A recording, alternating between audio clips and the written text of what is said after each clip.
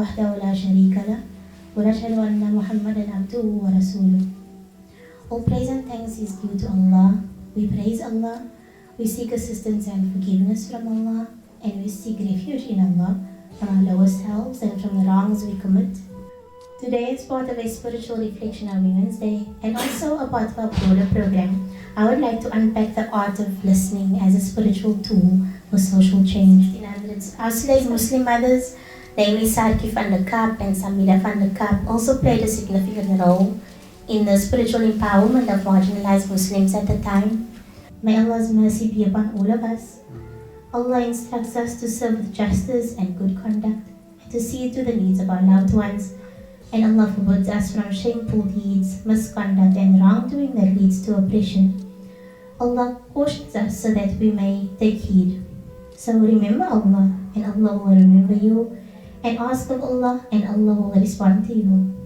And indeed, the remembrance of Allah is the greatest thing, and Allah knows best what we do. Wa aqimus salah. Let us stand for the prayer.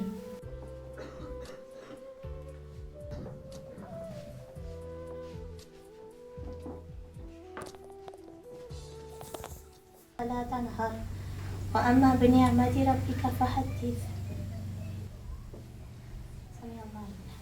اللهم صل على سيدنا محمد وعلى سيدنا محمد أصحابه وبارك وسلم. سبحان ربك رب العزة عما يصفون وسلام على المرسلين ولله رب العالمين.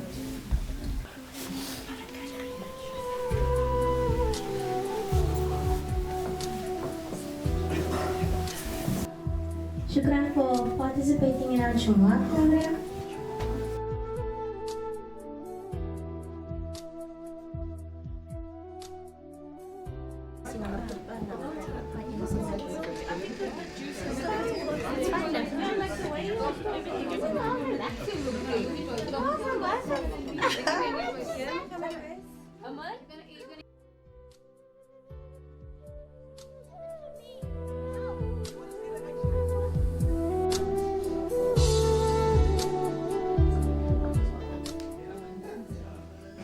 Welcome to the second half of our Women's Day program at Al-Ghurbaah Foundation. As women of Al-Ghurbaah, we believe in soul consciousness, and sometimes secular notions of feminism and gender becomes political and potentially can divide us. Because we do believe that women empowerment and how women progress, you can never really just have that conversation with just women, which is why we have included all gendered and non-gendered beings today, because equality is about all of us, it's not just about one particular group.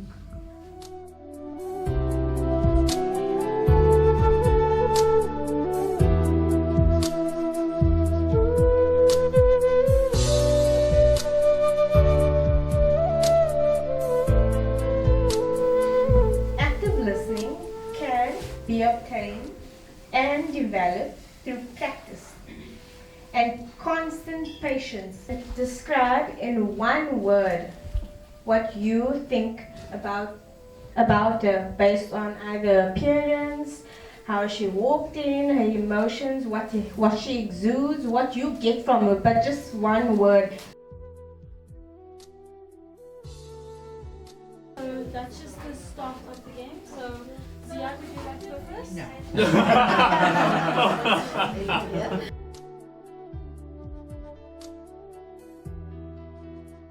Dancing at the time meant hopping around and some hip movements. It was when I was about 4 years old that my parents got divorced. Subconsciously, to protect myself from what was happening around me, I drowned myself in watching Bollywood movies and practiced each and every movement and facial expression. When I got to grade 4, I mustered the courage to ask my mother if I could begin ballet classes. I was scolded at and told that it was haram. It was not permissible in Islam. And when my brother sat there quietly observing this, I realized that this kind of behavior was being made acceptable by him. And I realized that patriarchy didn't exist in religion and culture only. So my power didn't come from undermining and disempowering men, the same as a man does not claim power through disempowering women. So in this dance performance that you're about to witness, It is about a woman who had been self-destructive in attempting to reclaim power, but in the process she destroyed herself and those around her.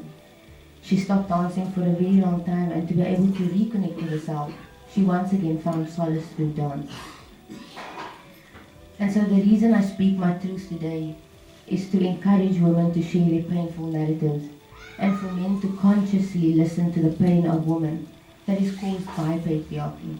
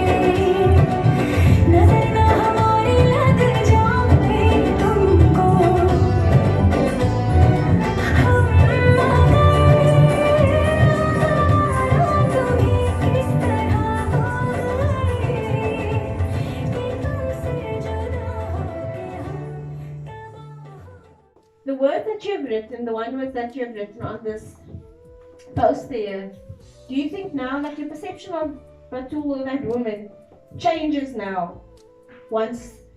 Now that you have seen underneath the layer of the initial Batul that you saw earlier on, do you think it changes? Yeah, she was cheap, but now she's expensive. So I think that it's changed really.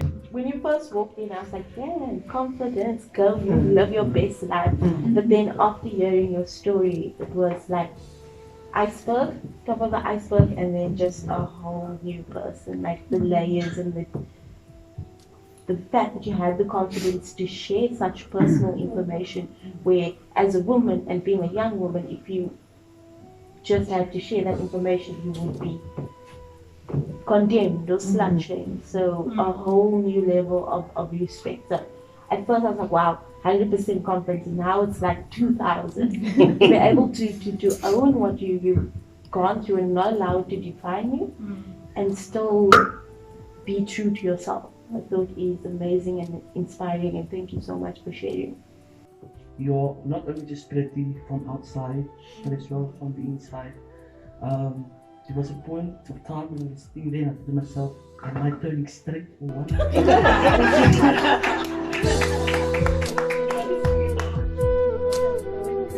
it just shows us that we should all treat each other with compassion and no judgment, and like support each other where we can, because that is what we should be doing as a whole, and not just a one-sided gender, or if you're a man, if you're a woman, or this is humanity.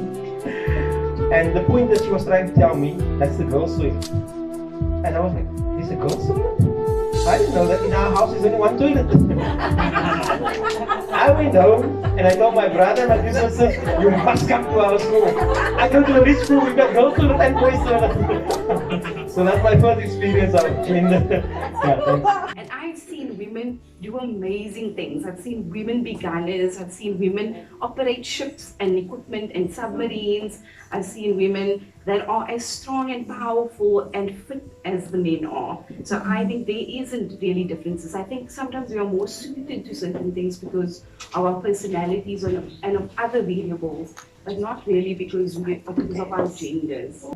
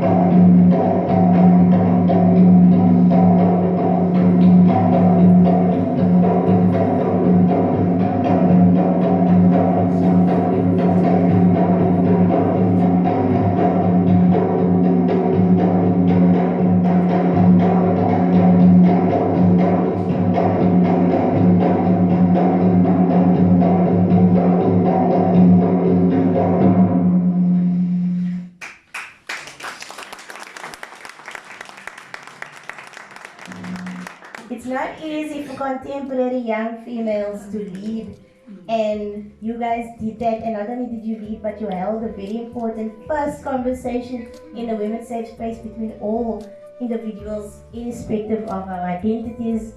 As we have stated at the top there, we promote soul consciousness and respect the diversity of everyone. And thank you, Jayla and Akila, for leading that. Afwan.